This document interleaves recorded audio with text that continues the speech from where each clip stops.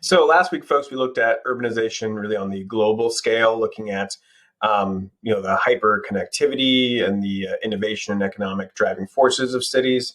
We're going to zoom in. We're going to look specifically at some of the variations of city design, because depending on the time and place that place was settled, the technology that was around during that time, or government policy, or migration streams, we're going to see different densities of urban populations over time, and we're going to look at a different land use. And those things are intertwined, right? The land use is going to dictate the value of that land. It's going to dictate the density of that land. How many people are there? How many businesses are there?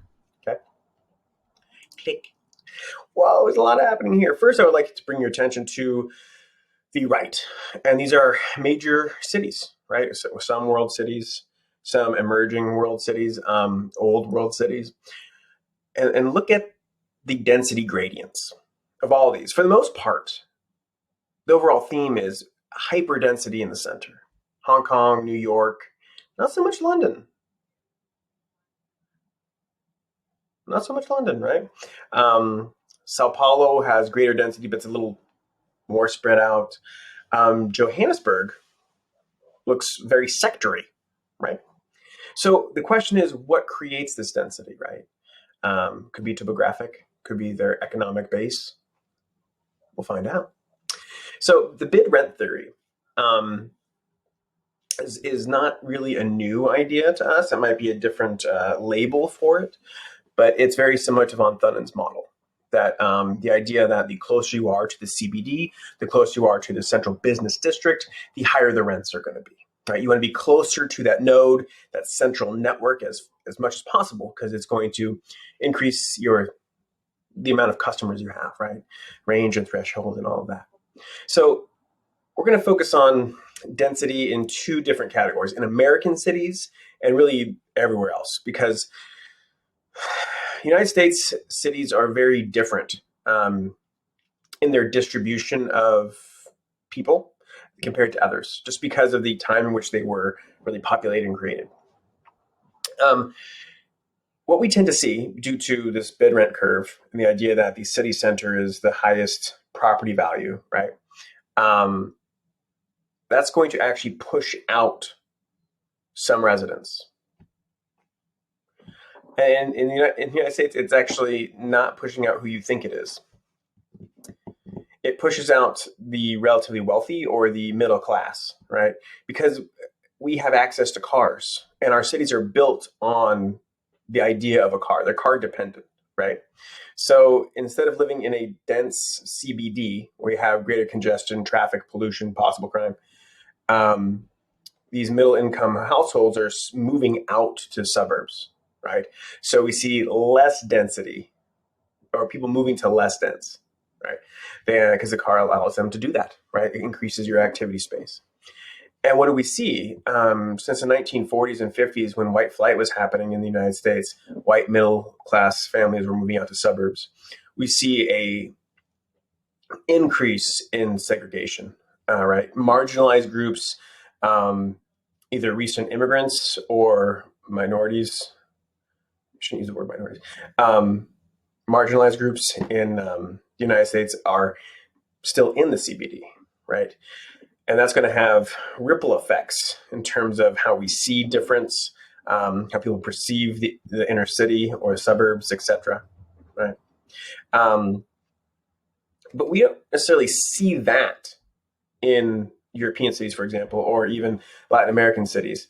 What we tend to see is the opposite is true. The wealth is going to be concentrated in the center of the city, they're older. Right? These cities are older, right? London, Paris, etc. They're older. They were not built around the car. So we have more historical, cultural amenities in the center. I mean, not that New York doesn't have those things or San Diego doesn't have cultural amenities. It's just that it's more of a tradition, right?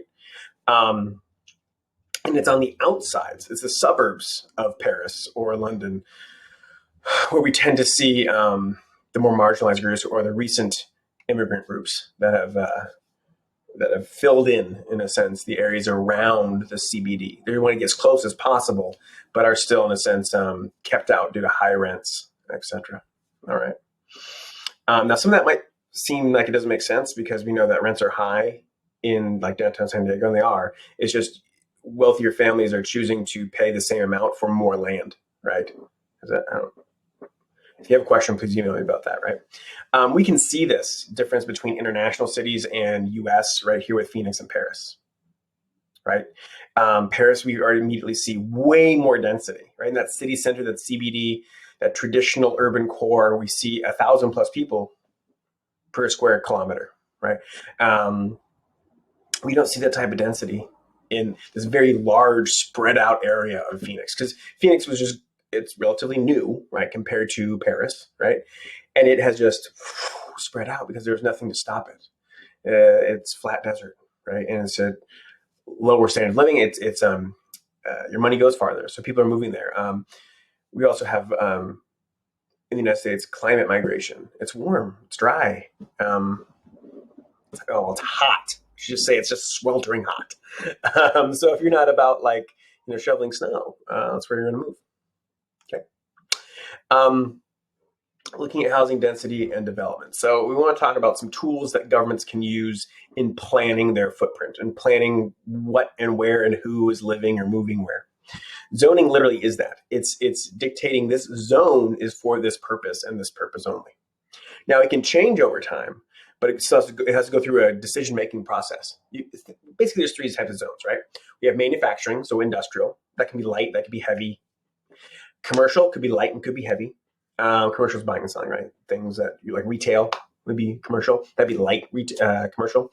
And residential, right? Where people live. And we have different ranges of density, right? We have sprawling, large estates that have very low density because there's a lot of land and not a lot of people.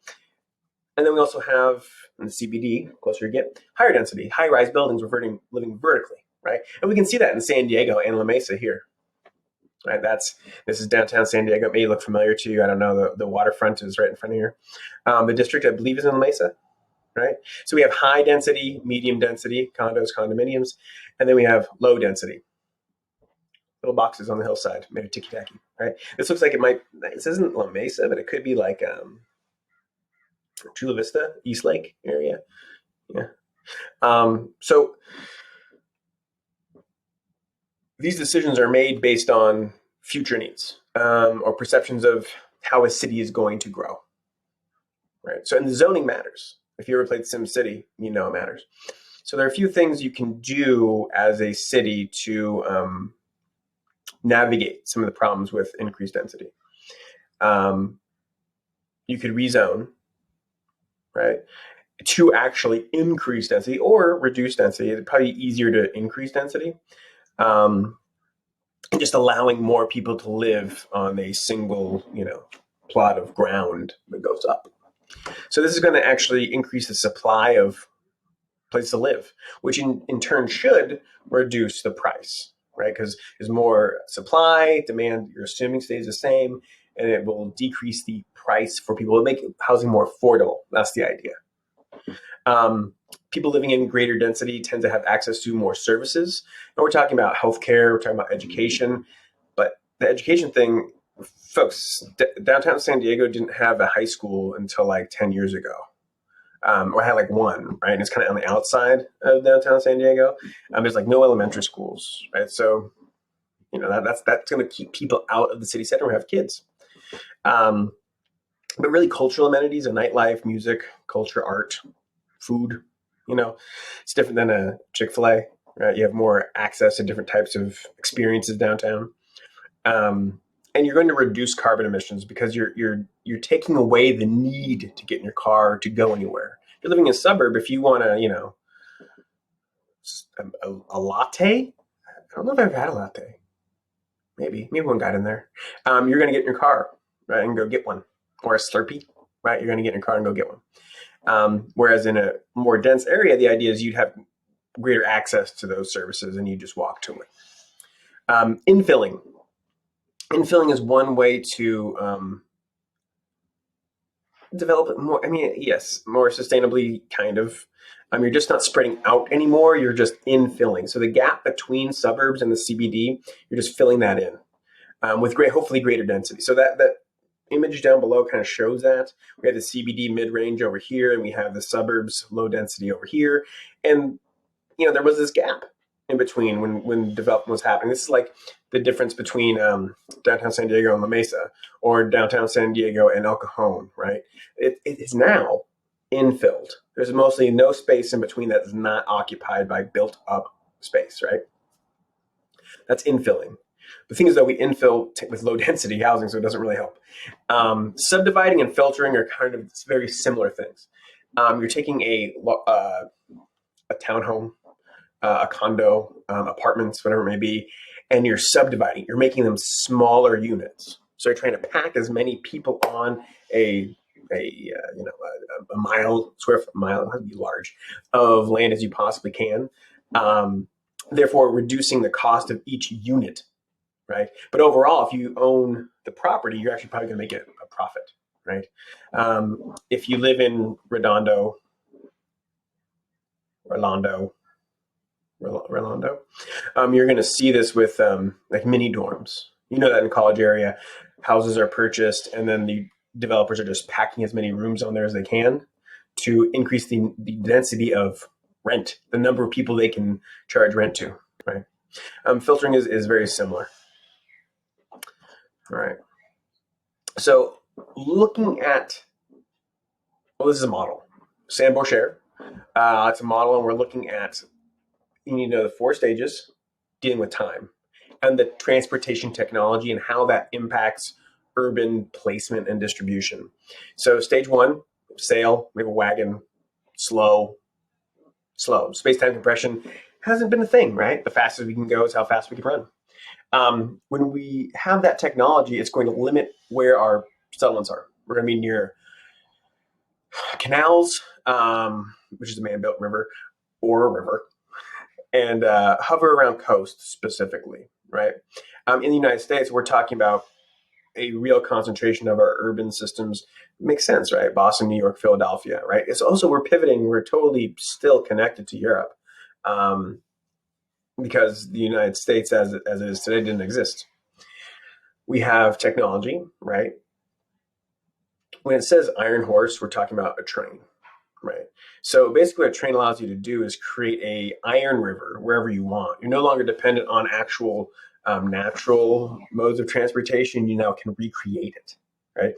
And so that moves the speed, that moves urban systems east, and where resources are, specifically like iron ore and coal, 2 things actually that are needed for locomotives to work, become urban centers, right? So we see a shift a little bit, right? So the Chicago, Detroit, and Pittsburgh Steelers, Detroit automakers.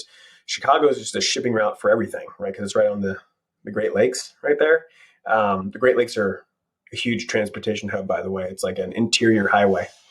The rail epoch, all we're doing is going from iron to steel. So what does that mean for trains? More weight, faster travel. So we just see a hardening of this axis of industry, all in the Great Lakes region. And this is what, 1870 to 1920, the United States is urbanizing during this period of time. Great amount of wealth is being accumulated. And it's in the production of things. Steel is huge. Steelers, Pittsburgh, get it? U.S. Steel is a major company. We have Rockefeller, not records, but we have oil, Standard Oil. We have these huge corporations that are developing around industry and around this, what is now the Rust Belt, right? Because those jobs have been outsourced currently. So the last stage, we're talking about the auto air epoch. We have way more flexibility, right? In our, not just daily movement, but in our lives, right? Because it's relatively cheap. It's pretty darn safe. And it's super fast. So we're more mobile than before. And it's based on like leisure, right? We vacation for relaxation or to gamble. I don't know what it is. So the limitations that sail and wagon epoch had, the air and auto epoch don't, right? It's like if you're walking everywhere or if you had like a car. So this is just a lot of vocab right here, right? Sambo-Share talks about transportation technology, and it shapes our mobility space where we're moving. Urbanization, I'm sorry, suburbanization is the growth of suburbs. Okay. Suburbs are single-family homes, low density. Basically, every street is at a 90-degree angle, sorry, and all the houses look the same. Schools tend to be better because there's taxes being generated to fund them. You might not have access to a lot of healthcare. Hospitals tend to be more in urban areas, but some examples of this would be like Santee, La Mesa is a suburb, El Cajon. And when we look down at Boombergs down there, if you scroll down a little bit, out of order, I know, sorry. A Boomberg, we're talking about these huge suburban spaces. Temecula is an example, Anaheim. We're talking about over 100,000 people living in a suburb. There's no city center. It's not very urban. It's all low density and spread out. Urban sprawl, and all these things interrelate. They're all kind of like the same thing, but like with small variations. Urban sprawl usually tends to have a negative connotation because it deals with this kind of unrelenting push into ecosystems, right? And it's really not sustainable. It's not sustainable to have to get in a car to go anywhere. It's not sustainable to bring water, sewer services, and energy out to the suburbs. It's much more efficient to have it all in one place. And Edge City is interesting. It's kind of the evolution of suburbanization. So grandchildren, grandparents move to San Diego. They're working in downtown San Diego as like in the meatpacking industry, or they're working the ports, right? The fisheries, there we go, primary sector. Their children, my parents, work in factories producing, I don't know, pens. And they're going to actually earn a better wage. And when they have me, they're going to move out to suburbs to get away from the congestion of the city. But they still have to go and drive in to work in the city, right? And even if they want specific items, their market, whatever they want to purchase, is actually also in the city, right? So they're still tied there economically and for services. And Edge City is when that tie is broken. Because today, especially with technology and what we're experiencing right now, we don't have to leave our homes. And Edge City is a less dense, urban, built-up space connected to a larger one. But you no longer have to go into the major CBD, that density, for really anything. Folks, you don't have to go to downtown San Diego. There's no reason to go in terms of like access to things. Literally, Amazon brings things to you, right? So that's an Edge City. We live, we work, we play, all in our little Edge City village. All right, folks, there's the 15-minute video, 15-minute city video that hopefully you watched during class. It talks about the idea of a 15-minute city and really links to sustainability, which we're going to talk about more, well, later this week. Have a good one, folks.